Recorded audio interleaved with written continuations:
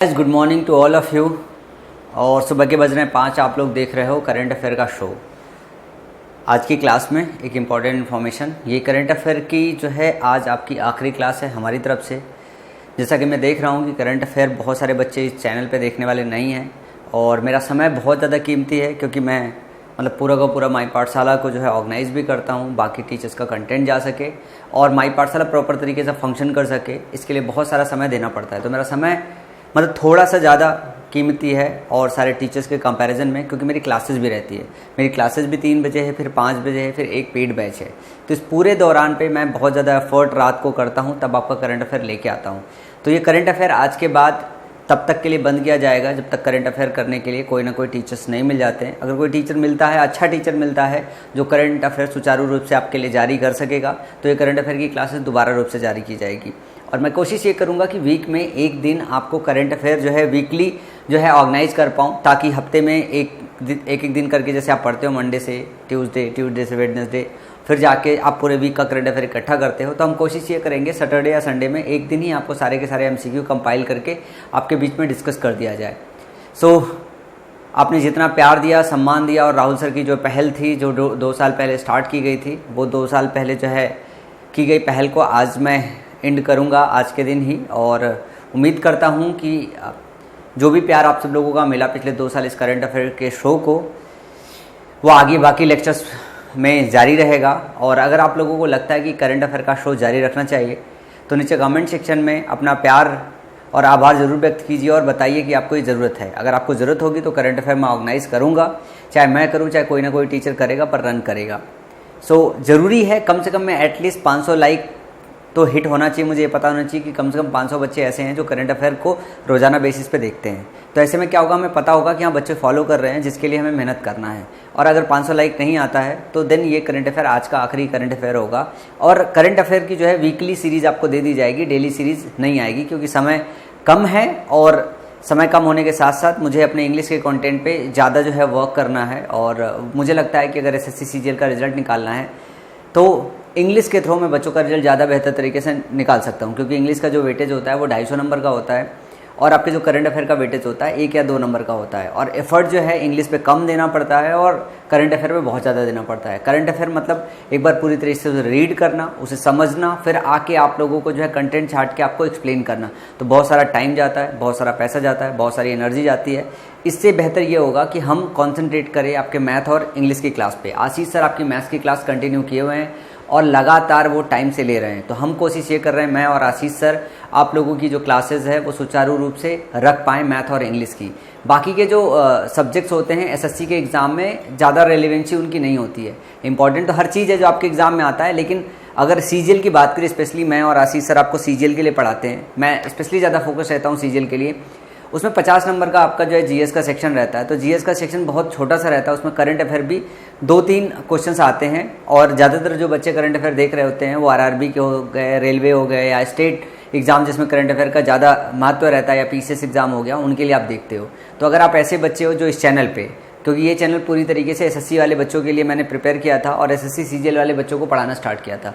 तो अगर आप ऐसे बच्चे हो जो रेलवे की तैयारी कर रहे हो या PCS की तैयारी कर रहे हो या करंट अफेयर आपके लिए मददगार साबित होती है, तो लाइक का बटन और कमेंट सेक्शन में मेंशन करके मुझे बताना ना भूलिए आज, ताकि मैं इस करंट अफेयर को सुचारू रूप से खुद रन कर पाऊँ या किसी टीचर के साथ इसे रोजाना बेसिस पे जो सीरीज़ हमने 2 साल पहले स्टार्ट की थी, ये सीरीज़ आगे भी कंटिन्यू रख पाऊँ। और मुझे अंदाजा है कि राहुल सर ने इस सीरीज़ को कभी बंद नहीं किया और उनके जाने के बाद मैंने भी सीरीज़ को उसी पैटर्न पे जारी रखा जिस पैटर्न पे राहुल सर आपको पढ़ाते थे, ताकि आपका करंट अफेयर की जो तैयारी है वो जारी रहे। अभी मैं कुछ दिनों से देख रहा हूँ कि करंट अफेयर पे जो बच्चे हैं वो बहुत कम देखते हैं।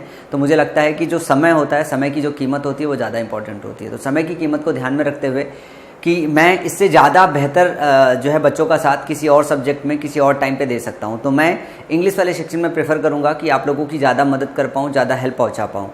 आज करंट अफेयर में मैं थोड़ा सा ही पार्ट डिस्कस करूंगा, ज़्यादा पार्ट डिस्कस नहीं करूंगा। नीचे कमेंट सेक्शन में वेट करूंगा। अगर आप लोगों को लगता है कि ये करंट अफेयर का सेशन जारी रखना चाहिए तो करंट अफेयर का सेशन जारी रहेगा। अदरवाइज़ क्या होगा कि ये करंट अफेयर का सेशन बंद हो जाएगा तब तक जब तक कि कोई ऐसा टीचर मुझे ना मिल जाए जो टीचर करंट अफेयर आपके सामने अच्छी तरीके से रख पाए। आपकी स्क्रीन पे करंट अफेयर का पहला क्वेश्चन है, किसको संयुक्त राष्ट्र विकास कार्यक्रम UNDP की ओर से प्रतिष्ठित SDG special humanitarian action award से सम्मानित किया गया है अमिताभ बच्चन, आयुष्मान खुराना, सोनू सूद, आमिर खान। सो दिन का विचार भी एक बार जान लेते हैं। हर रोज़ मैं लेके आता हूँ, believe you can and you will.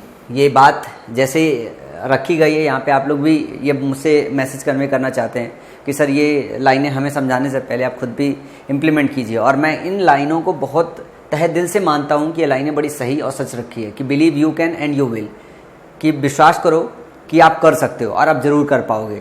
तो मेरा मानना है कि जो हमारा टारगेट है वो टारगेट ये है, हमारा जो फोकस है वो एसएससी सीजीएल के बच्चों का सिलेक्शन है। और एसएससी सीजीएल के बच्चों का सिलेक्शन के लिए ज़रूरी यह है कि हम सही तरीके से उनके लिए काम करें। हमें जहाँ पे सही से एनर्जी देनी चाहिए वहीं पे सही से एनर्जी दे। एक टीचर ने मुझे सजेस्ट किया कि सर इससे बेहतर है कि अगर आप अपने इंग्लिश के पार्ट पे ज़्यादा बच्चों को अगर मदद करोगे तो बच्चों का ज़्यादा भला होगा। और मुझे उनकी बात वो बहुत सही और सटीक लग रही थी कि जितना मेहनत मैं करंट अफेयर में कर रहा हूँ उसका हाफ ऑफ द मेहनत अगर मैंने इंग्लिश में आप बच्चों के साथ किया तो आपका शायद जो सिलेक्शन है ना वो ज़्यादा करीब से हो जाएगा, ज़्यादा नज़दीक से हो जाएगा।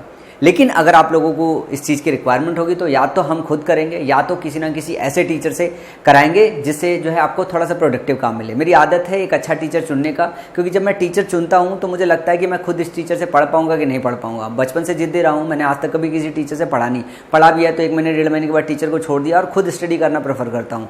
सो बहुत मुश्किल से मैं किसी टीचर को चूज करता हूँ कि हाँ ये टीचर पढ़ाने वाला है, ये टीचर पढ़ाने वाला है और पढ़ाने के बाद मुझे लगता है कि मैं खुद पढ़ लूँगा। बहुत सारे ऐसे भी टीचर हैं जो माई पाठशाला के, रेलवे पाठशाला पे या और चैनल्स पे।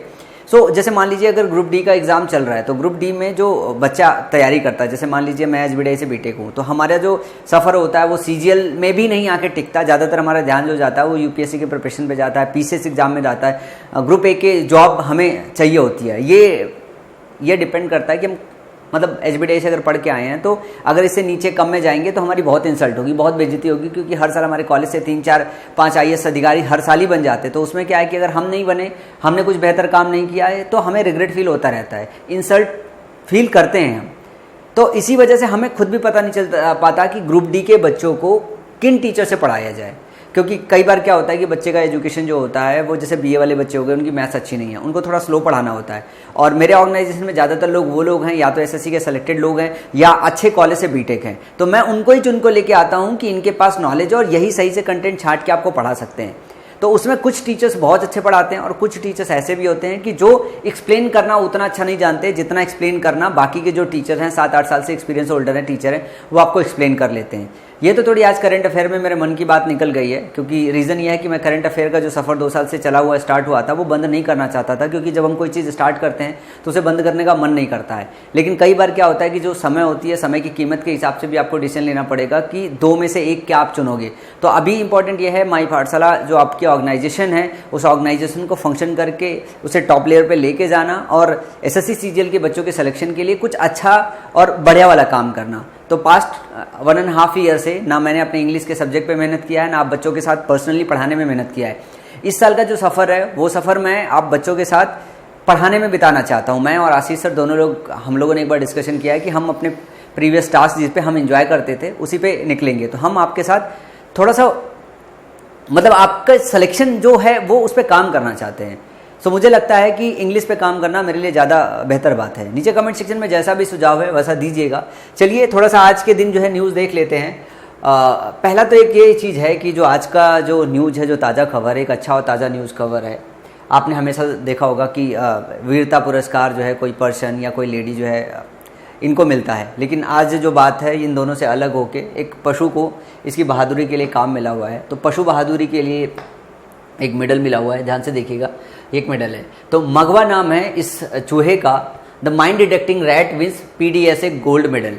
पहली बार एक विशालकाय चूहे ने कंबोडिया में बारूदी सुरंगों का पता लगाने के लिए पशु बहादुरी के लिए एक ब्रिटिश चैरिटी के शीर्ष नागरिक पुरस्कार जीता है। ब्रिटिश चैरिटी का, और वो भी कैसा, शीर्ष नागरिक पुरस्कार जीता है। तो पशु बहादुरी के लिए दिया गया है ये कंबोडिया में बारूदी सुरंगों का पता लगाने का। थोड़ा सा और डिटेल देखोगे कि कितने सुरंगों का पता लगाया है, तो 39 बारूदी सुरंगों को जो है खोज निकाला है जो है इन भाई साहब ने। अब तो ये पुरुष नहीं महापुरुष हो गए हैं। और 28 अनएक्सप्लोडेड जो है ऑर्डिनेंस वस्तुओं की खोज की है इन्होंने। तो लिटरली अब इनको इज्जत देनी पड़ रही है, काम इनका इतना बड़ा है। अगर बारूदी सुरंगों का खोज कर रहे हैं तो आप समझ रहे हैं ना कि कितना जो है मानवता को बचाया होगा इन्होंने। तो अब ये नहीं, अब चूहे से इन्होंने हो गए, अभी हम पुरुष नहीं महापुरुष हो गए। तो आप समझिए, इस बहादुरी और भक्ति के लिए चूहे को PDSA के गोल्ड मेडल से सम्मानित किया गया है। और नाम याद कर लीजिए, बहुत इंपॉर्टेंट है और आपके एग्जाम में आ सकता है। और मघवा नाम है। क्या है? मघवा नाम है। विशाल अफ्रीकी चूहे मघवा हैं। क्या नाम है? अफ्रीकी के चूहे मघवा नाम है। तो ये नाम आपको याद रखना पड़ेगा।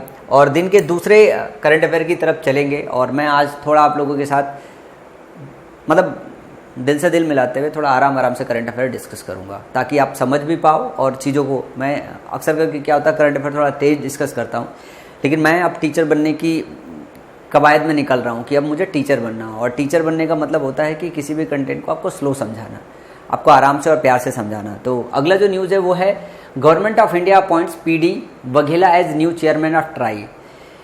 एक तो आपको पता होना चाहिए कि ट्राई है क्या, मतलब काफ़ी सारे लोग को पता है ट्राई है क्या। और ये एक रेगुलेटरी बॉडी है जो आपका, मैं अगर आम भाषा में बताऊं तो आपके जो नेटवर्क्स होते हैं, जैसे जियो का नेटवर्क है, वोडाफोन का नेटवर्क है, ये सब कंट्रोल कौन करता है?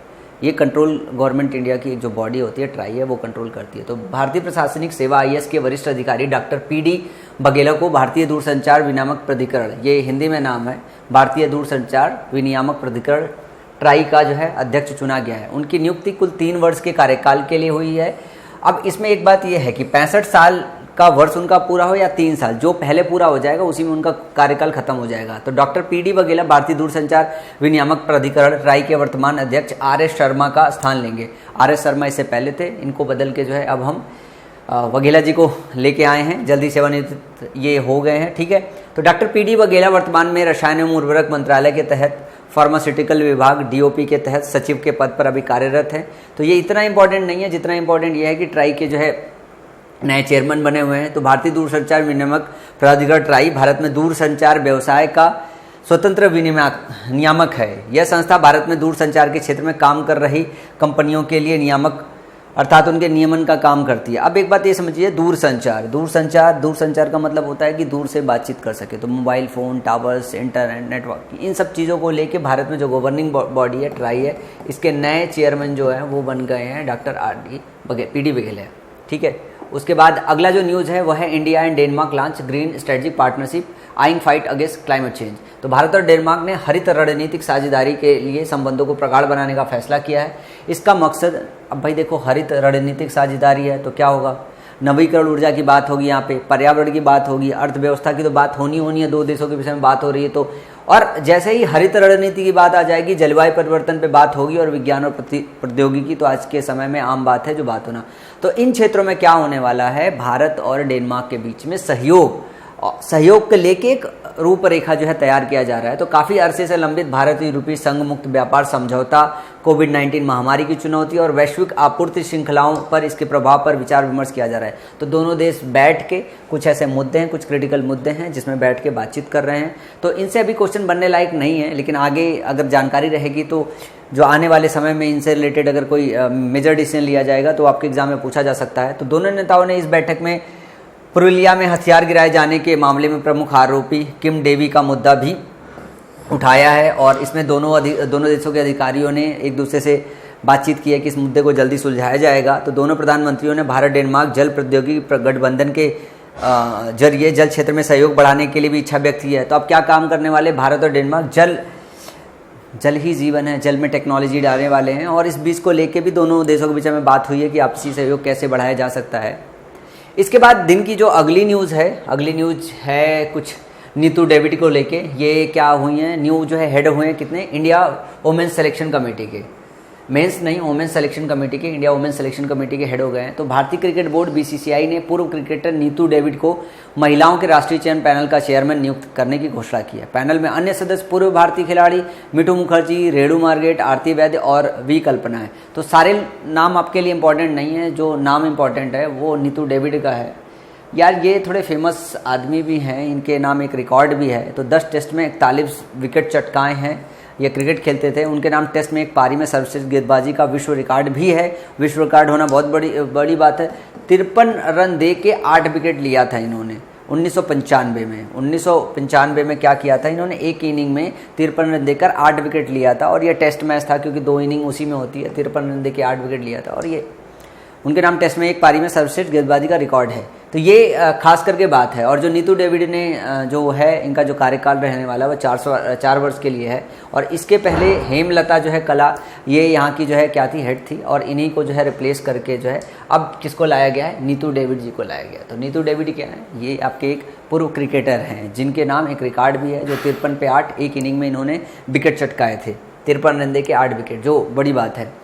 Defence ministry approves acquisition of military hardware worth ₹2290। रक्षा मंत्रालय ने 28 सितंबर 2020 को 2,290 करोड़ रुपए के हथियार एवं सैन्य उपकरणों की खरीद को मंजूरी दे दी है। तो इसमें अमेरिका से 780 करोड़ रुपए में लगभग 72,000 सिगसार असाल्ट राइफलों की खरीद होने वाली है। 72,000 कौन सी जो है राइफल खरीदी जाने वाली, नाम है सिगसार असाल्ट राइफल। और राइफलों के अलावा वायुसेना एवं नौसेना के लिए करीब 970 करोड़ रुपए में, कितने करोड़ रुपए में, 970 करोड़ रुपए में एंटी एयरफील्ड वेपन प्रणाली शामिल की गई है। तो ये 2 इंपॉर्टेंट चीज़ें हैं। तो ये जो डेटा है ये आपके एग्जाम में पूछा जा सकता है। इसके बाद जो अगला न्यूज़ है ये देख रहे हैं ना हमारे अमित शाह जी, भाई साहब इनको देख के ही ऐसा लगता है कि भाई साहब किसी की हालत पस्ती होने वाली है। लेकिन बात करते हैं, union home minister inaugurates destination north east 2020 festival. ये एक फेस्टिवल का इनॉग्रेशन किया है। बेसिकली जब इस तरीके का डेस्टिनेशन नॉर्थ ईस्ट, जैसे नाम है, नाम में भी लिखा हुआ है कि कहीं ना कहीं पर्यटन को बढ़ावा देना होगा, तो केंद्रीय गृह मंत्री श्री अमित शाह ने डेस्टिनेशन नॉर्थ ईस्ट 2020 उत्सव का उद्घाटन किया है। यह महोत्सव उभरता हुआ रमणीय स्थल के विषय के साथ आयोजित किया गया है। तो जो उत्सव था उसका एक थीम रखा गया था, विषय वस्तु उभरता हुआ रमणीय स्थल, कि कौन कौन सा ऐसा जगह है जो उभर रहा है, जिसको देखा जा सकता है। तो के विषय के साथ आयोजित किया गया, जो कि सेक्टर को गति देने पर पर्यटन स्थलों के मजबूत और अधिक आकर्षक बनाने की बात करता है। डेस्टिनेशन नॉर्थ ईस्ट 2020 फेस्टिवल का उद्देश्य नॉर्थ ईस्ट के पर्यटन स्थलों के साथ साथ देश की विभिन्न संस्कृतियों को एक दूसरे से परिचित कराना है। देखो यार, ये पर्यटन स्थल तो ठीक है, पर्यटन स्थल को बढ़ावा दे रहा है, लेकिन साथ में भाई यहाँ पे जब लोग आते हैं तो आपस में जो संस्कृति है उसको भी साझा करते हैं। तो इसको भी बढ़ावा देने का काम हो रहा है। इसके माध्यम से पूरा भारत नॉर्थ ईस्ट की जीवंत और विविध संस्कृति से परिचित होगा। तो भाई फेस्टिवल ऑर्गेनाइज हो रहा है, लोग आएंगे, तो बट ऑब्वियस बात है कि नॉर्थ ईस्ट में जो भी चीज़ें चल रही हैं वो उसका जो है कहीं ना कहीं उसकी संस्कृति से सारे के सारे लोग परिचित होंगे ही होंगे। और ये मणिपुर को लेके थोड़ा सा डेटा है, आप चाहो तो मैं पीडी दे देता हूँ, पढ़ लेना। कैपिटल जो है यहाँ की इम्फाल है, सीएम एन ब्रैन सिंह है, गवर्नर नजमा हेपतुल्ला हैं, district 16, Lok Sabha seat 2, Rajya Sabha 1, official language यहाँ पे मिथाई है, मणिपुरी जिसको बोलते हैं। बॉर्डर की अभी डिस्कस करेंगे अपन फिगर में देख के। और यूनिंगथोउ इसकी जो है स्टेट ट्री है, और स्टेट बर्ड यहाँ का नोगैनी है, और स्टेट फ्लावर सिरुई है, लिली है। ये लिली एक टाइप की सिरुई लिली है। और लोटक, सिरोही नेशनल पार्क, खोजांगंबा, योगो, कोई सा भी इसमें जो है आपका नेशनल पार्क एग्जाम में आपके आता नहीं है। तो मणिपुर की बात करेंगे। मणिपुर देखिए यहाँ पे, मणिपुर की राजधानी इम्फाल हो गया, ये नागालैंड हो गया, ये मिजोरम हो गया, ये आपका असम हो गया। तो ये 3 ऐसे स्टेट है, और साथ में आंध्र प्रदेश, ये चौथा भी यहीं पे लग के आता है। सही नहीं, नागालैंड बस इतना ही है। एक नागालैंड हो गया, मिजोरम हो गया और असम हो गया। तो 3 जो है इसका बाउंड्री स्टेट है। और जैसे मैंने बोला कि यहाँ का कोई भी नेशनल पार्क जो है वो आपके एग्ज़ाम में आता नहीं है, क्योंकि एग्ज़ाम में थोड़े फेमस वाले आते हैं, तो सारा रटने की आपको ज़रूरत नहीं है, तो सीधा स्किप कर दीजिएगा। वैसे मैंने दे दिया है। अगर किसी को रटना हो, मान लो मतलब पीसीएस वगैरह एग्ज़ाम की तैयारी कर रहा हो बच्चा, और उसको सब कुछ रटना हो, स्टेट पीसीएस एग्ज़ाम की तैयारी कर रहे हो, अगर उसको सब कुछ रखना है तो फिर रट लेना आप, ठीक है। अब एक बात और है कि आईटीबीपी जो चीफ है SS Deshwal given additional charges of NSG DG. ITBP के जो चीफ हैं एसएस देशवाल, इनको एक एडिशनल जो है चार्ज दिया गया है एनएसजीडीजी का। तो आईटीबीपी के महानिदेशक एसएस देशवाल को आतंकवाद निरोधक बल राष्ट्रीय सुरक्षा गार्ड एनएसजी का अतिरिक्त प्रभार दिया गया है, क्योंकि इसके पदस्थ प्रमुख एके सिंह 30 सितंबर को सेवानिवृत्त होने जा रहे हैं। और यह दूसरी बार है जब देशवाल को एक अतिरिक्त क्षमता में एनएसजी का नेतृत्व करने के लिए निर्देशित किया गया है। देखो ये यार, इनको ना एडिशनल चार्ज दिया जाता रहता है। भाई साहब महान आत्मा है, बहुत महान आत्मा है, और काम करने में एक नंबर के हैं, तभी इनको बार बार दिया जा रहा है। तो एनएसजी को विशिष्ट आतंकवाद विरोधी अभियान और अपहरण जैसी घटनाओं को अंजाम देने के लिए 1984 में संघीय आकस्मिक बल के रूप में विकसित किया गया था। तो अगर हम बात करें एनएसजी कब ओपन किया गया था, तो 1984 में किया गया था। और बेसिकली हुआ क्या था, आतंकवाद विरोधी जितने भी अभियान होते हैं, जैसे अपहरण जैसी घटनाएं होती हैं, इनको कैसे रोका जा सकता है, इसके लिए एक जो है आकस्मिक बल बनाया गया था, वही जो है आपका एनएसजी है। तो रक्षा मंत्री राजनाथ सिंह और कुछ मुख्यमंत्री जैसे कुछ उच्च जोखिम वाले वीवीआईपीओ को व्यक्तिगत सुरक्षा प्रदान करने का काम भी करते हैं। तो एनएसजी का जो हेडक्वार्टर है वो है नई दिल्ली में। कहाँ पे, ये भी याद रख सकते हैं, एनएसजी का जो हेडक्वार्टर है वो नई दिल्ली में है। इसके जो है डीजी बनाए गए हैं एसएस देसवाल। डीजी का फुल फॉर्म नीचे मुझे लिख के ज़रा बताइएगा, बहुत आसान सा है, मुझे लगता है कि आप कमेंट सेक्शन में लिख के बता देंगे। और अगला जो न्यूज़ है वो है Rajnath Singh launches a book title a bucket of flowers. रक्षा मंत्री राजनाथ सिंह ने डॉक्टर कृष्णा सक्सेना की पुस्तक, ये जो नाम है ये ज़्यादा इंपॉर्टेंट आपके लिए, डॉक्टर कृष्णा सक्सेना, इनकी जो पुस्तक है इनका विमोचन किया है जिसका शीर्षक ए बकेट ऑफ फ्लावर्स है। तो और बात थोड़ा सा जान लेते हैं। डॉक्टर कृष्णा सक्सेना 1955 में 1955 में उत्तर प्रदेश के लखनऊ से पीएचडी करने वाली पहली महिला रही हैं। थोड़ा सा स्पेशल जानकारी है, एग्जाम में वैसे आएगा नहीं, लेकिन आप सिर्फ सुनने के लिए कानों में इस डेटा को याद रख सकते हैं। पुस्तक को इस प्रकार लिखा गया है कि पाठक खुद ही यात्रा को देखे, उससे अपने स्वयं के व्यक्तित्व एहसास से प्रेरित हो जाए। तो बुक अपने आप में ही ऐसा है कि आदमी उसको रीड करे और अपने आप से ही प्रेरित हो जाए। Anand Neelakantan pens debut kids book. Baahubali श्रृंखला के लेखक आनंद नीलकांतन ने बच्चों के लिए अपनी एक पहली पुस्तक लिखी है और इस पुस्तक का जो नाम है जो बाल असुरों और उनकी हरकतों के बारे में सबसे प्रफुल्लित करने वाली कहानियां बताती है। ठीक है, तो पफिन ने the very extremely most naughty Asura tales for kids, ये बुक का नाम है, प्रकाशित किया है। The very extremely most naughty, very extremely है, मोस्ट नॉटी है, असुरा टेल्स फॉर किड्स, ये नाम है। The very extremely most naughty Asura tales for kids प्रकाशित किया है, जिसमें कथा के साथ साथ पूर्ण रंग चित्रण है। और ये हैं साहब, ये हैं भाई साहब। इसके बाद अगला जो न्यूज़ है वो हमारे शेखर कपूर जी से है। तो FTII का गवर्निंग काउंसिल चेयरमैन बनाया गया इनको, फिल्म मेकर शेखर कपूर को FTII गवर्निंग काउंसिल चेयरमैन बनाया गया। सूचना और प्रसारण मंत्रालय ने घोषणा की है कि फिल्म निर्माता शेखर कपूर को film and television institute of India, FTII क्या है, film and television institute of India society के नए अध्यक्ष और FTII के गवर्निंग काउंसिल के चेयरमैन के रूप में इन्हें नियुक्त किया गया है। उनका कार्यकाल 3 मार्च 2023 तक रहेगा। इस पद पर वह टेलीविजन निर्माता BP सिंह का स्थान लेंगे। इसके पहले BP सिंह इस पे जो थे। Film and television institute of India FTII की स्थापना 1960 में पुणे के तत्कालीन प्रभात स्टूडियो के परिसर में की गई थी। ये इंपॉर्टेंट हो सकता है कि FTI जो है इसका जो है स्थापना कब किया गया था, 1960 में किया गया था। कहाँ में किया गया था, पुणे में किया गया था और प्रभात स्टूडियो में किया गया था। इसके बाद अगर अगले न्यूज़ की तरफ मूव करें, अगला न्यूज़ ये इंपॉर्टेंट न्यूज़ है भाई साहब। ये तो मेरा मानना है कि कोई न्यूज़ डिस्कस किया जाए चाहे ना, ये आपके एग्जाम में भी आ सकता है। सोनू सूद अभी हाल ही में ये न्यूज़ में बहुत बने रहे हैं अपने अच्छे कार्यों के लिए। कोविड-19 की वजह से आपको पता है कि जो मज़दूर रह गए और लोग रह गए और हमारे भारतीय लोग हो गए जो विदेशों में रह गए, बहुत सारे लोग अलग अलग जगहों पे फंसे रह गए थे। तो सोनू सूद ने क्या काम किया था, इन सभी को अपने खर्चे पे उनके घर तक पहुंचाया है। और लिटरली मतलब मेरा मानना है कि this is the biggest thing कि एक कोई आदमी अपनी ज़िंदगी में सबसे बेहतर क्या काम कर सकता है, यही काम कर सकता है लोगों की मदद। और सोनू सूद जी ने जो है इसको भरपूर किया है। तो इनको ना जो है सोनू सूद को जो है ऑनर किया गया है special humanitarian action award bye UNDP ने इनको ह्यूमैनिटेरियन जो है अवार्ड दिया। और मेरा मानना है कि भाई साहब ये अवार्ड भी इनके काम के आगे छोटा है। कहने का मतलब है कि हम जितना सम्मान दे सकते थे उतना सम्मान दिया, और हमने नहीं दिया, किसने दिया, यूएनडीपी ने दिया। तो बॉलीवुड अभिनेता सोनू सूद को एक आभासी समारोह में 28 सितंबर 2020 को संयुक्त राष्ट्र विकास मंत्रालय यूएनडीपी की ओर से प्रतिष्ठित SDG special humanitarian action award से सम्मानित किया गया। उन्हें निस्वार्थ भाव से मदद करने और लाखों प्रवासियों को भेजने, विदेशों में भूगोल भर में फंसे छात्रों को उनके घरों में वापस भेजने के लिए पुरस्कार मिला है। इसके अलावा वो छोटे बच्चों को मुफ्त शिक्षा देते हैं और चिकित्सा सुविधाएं भी प्रदान करें और कोविड-19 महामारी के मद्देनजर जरूरतमंदों को और भी मदद पहुंचा रहे हैं। इस प्रतिष्ठित सम्मान में सोनू सूद जी के अलावा और भी बहुत सारे लोग आ गए, जैसे एंजेलिना जोली को ये मिला है, डेविड बेकम को मिला है, लियोनार्डो डिकैप्रियो को मिला है, एमा वॉटसन को मिला है, लियाम नीशन को मिला है, केट ब्लैंचेट को मिला है, हमारी प्रियंका चोपड़ा जी को भी मिला है। तो ये कई सारे फेमस जो है लोग हैं, पर्सनालिटी है, जिनको मानवता के लिए बेहतर काम करने के लिए ये अवार्ड मिलता है। और इस बार जो मिला है वो सोनू सूद जी को मिला। और मेरा मानना है कि यार फेस वाइज ही, वैसे तो पिक्चरों में ये विलन का रोल करते हैं, साउथ इंडियन पिक्चरों में विलन का रोल करते हैं, बॉलीवुड में विलन का रोल करते हैं, लेकिन असल ज़िंदगी में इनसे बड़ा हीरो कोई नहीं है। और मैंने देखा बहुत सारे ऐसे हीरो हैं जो पिक्चरों में हीरो देखते हैं लेकिन असल ज़िंदगी में दुबक्कू टाइप के हैं। बट मैं नाम नहीं लेना चाहूँगा, लेकिन literally is the awesome personality. इसके बाद जो है अगला न्यूज़ से पहले चला UNDP के विषय में जान लेते हैं। तो न्यूयॉर्क सिटी में इसका हेड क्वार्टर है, इसके हेड अचीम सेटनर हैं।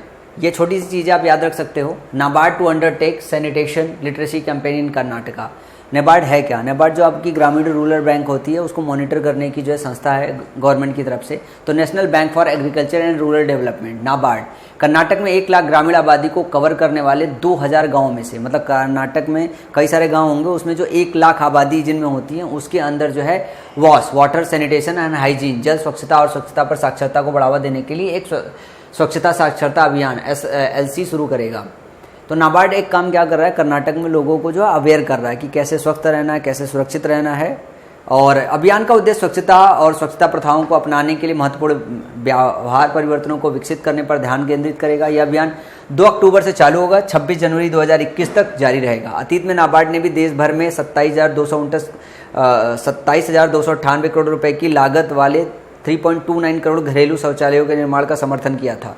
ये पुराना कुछ डेटा है। तो कर्नाटक में ये काम करने वाले हैं, लिटरेसी कैंपेन जो है चलाने वाले हैं कि क्या करना है, जो स्वच्छता अभियान को लेके और प्रेरित करे गांव को। और गांव कैसे चुने गए हैं? गांव ऐसे चुने गए हैं कि जो आपके मतलब 1 लाख से ज़्यादा हों, मतलब उसमें जो लोग रहने वाले लोग हैं 1 लाख से ज़्यादा हों, voters at least registered voter 1 lakh से ज़्यादा हो। न्यूज़ फटाफट में बात करेंगे। इंटरनेशनल ट्रांजिशन डे, ये क्या है? ये इंटरनेशनल ट्रांसलेशन डे, ये 30 सितंबर को मनाया जाता है। मैं फिर बार बोलता हूँ कि डेट और थीम याद रखना है। तो finding the words for a word in crisis, finding the words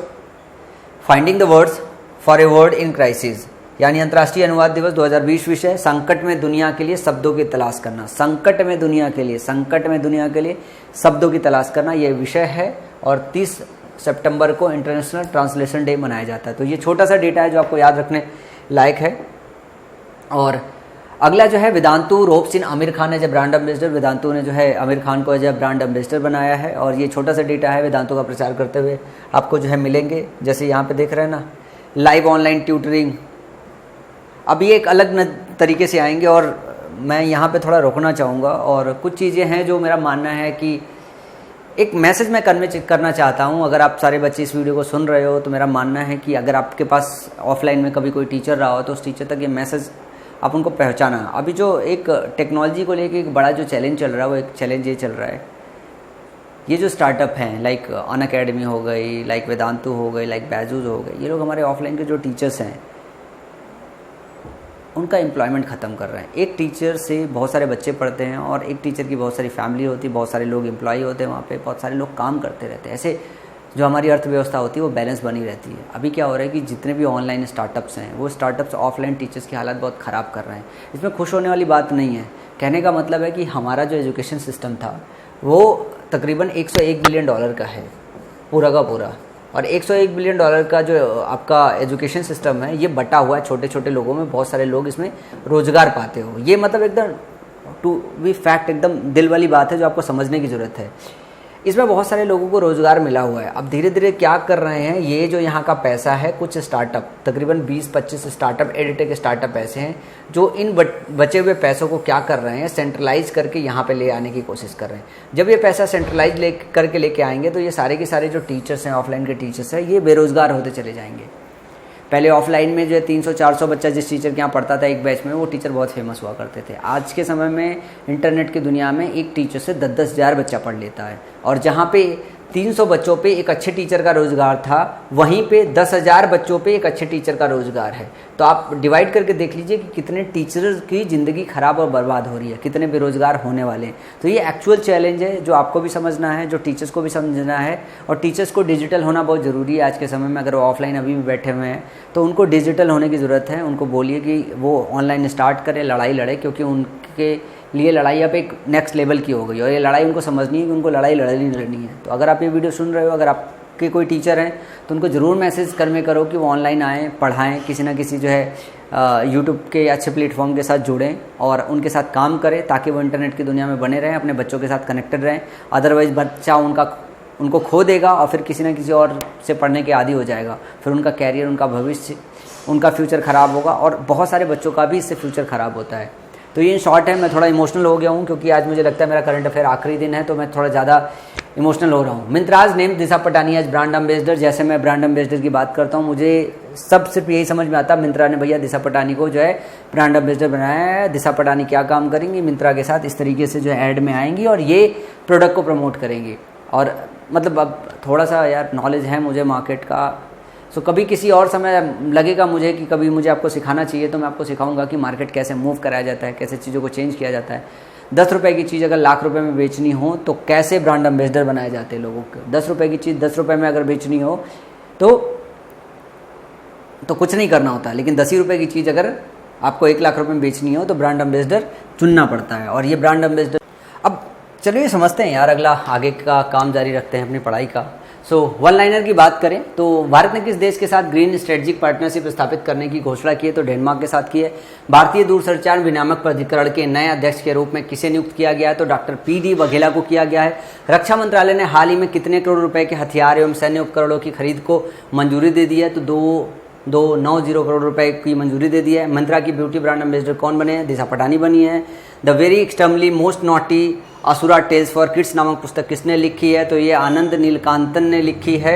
और थोड़ा सा और आगे चलेंगे, विशाल कायडस ने कंबोडिया में बारूदी सुरंगों का पता लगाने के लिए पशु बहादुरी के लिए एक ब्रिटिश चैरिटी के शीर्ष नागरिक पुरस्कार से सम्मान जीता है। किसने जीता, कौन से विशाल गाय, रैट ने जीता हुआ है। किसको महिलाओं के राष्ट्रीय चयन पैनल का चेयरमैन नियुक्त करने की घोषणा की है, तो नीतू डेविड को की गई है। किसने डेस्टिनेशन नॉर्थ ईस्ट 2020 उत्सव का उद्घाटन किया है, अमित शाह ने किया है। किसको आतंकवाद निरोधक बल राष्ट्रीय सुरक्षा गार्ड एनएसजी का अतिरिक्त प्रभार दिया गया है, एसएस देशवाल को दिया गया है। ए बकेट ऑफ फ्लावर्स शीर्षक की पुस्तक किसने लिखी है, डॉक्टर कृष्णा सक्सेना ने लिखी है। और फिल्म निर्माता शेखर कपूर को film and television institute of India FTII society के नए अध्यक्ष और FTII गवर्निंग काउंसिल के चेयरमैन के रूप में नियुक्त किया गया है। वह किसका स्थान लेंगे, VP सिंह का स्थान लेंगे। किसको संयुक्त राष्ट्र विकास कार्यक्रम UNDP की ओर से प्रतिष्ठित SDG special humanitarian action award से सम्मानित किया गया है, सोनू सीजो को किया गया है। अंतर्राष्ट्रीय अनुवाद दिवस कब मनाया जाता है, 30 सितंबर को मनाया जाता है। वेदांतु के ब्रांड एम्बेसडर आमिर खान है।